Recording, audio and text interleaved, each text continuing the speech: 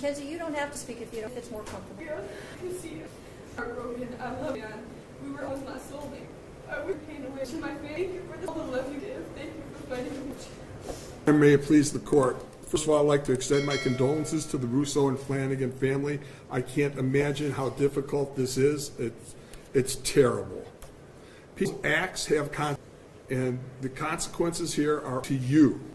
You have a range of possibilities as it relates to a girl who is now 19 years old and has no criminal record.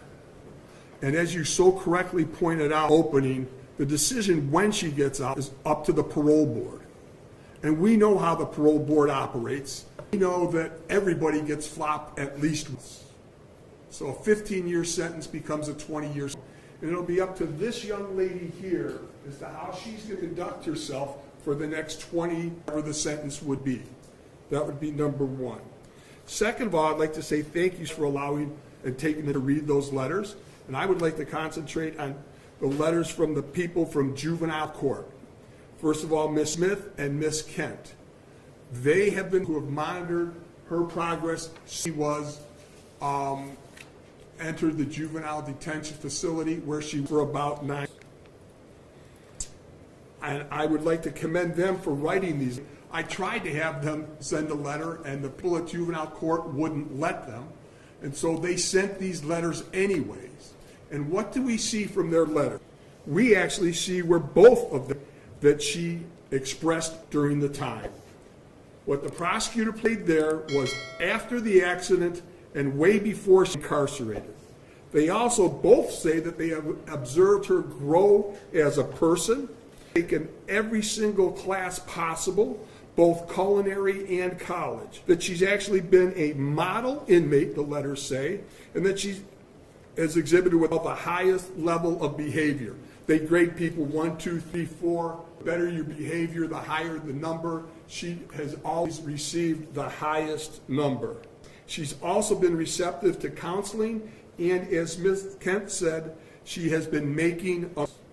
I'd ask you to pay special attention to the letter from Kelly Leitner that I think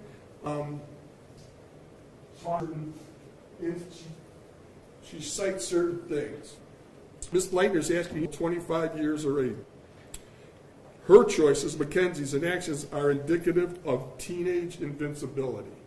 While your decision, you don't find that, I find that there are. I remember one things I ever did. I'd hate to.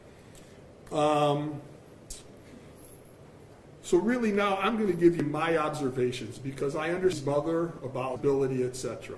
All I can tell you is that from the moment I met this young lady here, and I would say during the course of in the initial email statement, she's sorry for what you did.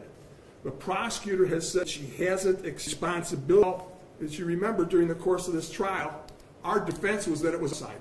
That's taking responsibility for what she believes happened. So I respectfully disagree with that. I've seen her express true remorse times that I met her in jail, and I don't think it's self-serving. As an officer of the court, that I feel very confident that she has a true remorse. So ultimately, another thing that you have to ask is the likelihood of recidivism, etc. Based upon those things, I'd respectfully request the sentences concurrent. Is there anybody else that wants to speak?